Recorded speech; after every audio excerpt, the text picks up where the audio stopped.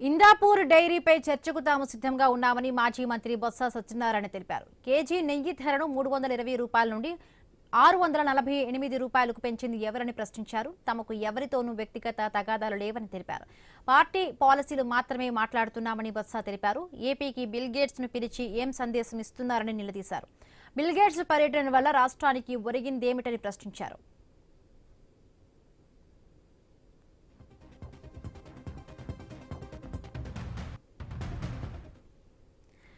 TTD నెయ్యి వ్యవహారంతో పాటు అన్ని అంశాల మీద చర్చకు సిద్ధంగా ఉన్నామని బొత్స తెలిపారు. మండలిలో మరి రాజశేఖర్, బల్లి కళ్యాణ చక్రవర్తి ఎవరి ప్రోద్బలంతో వాయిదా తీర్మానం ఇచ్చారని ఆయన మండిపడ్డారు.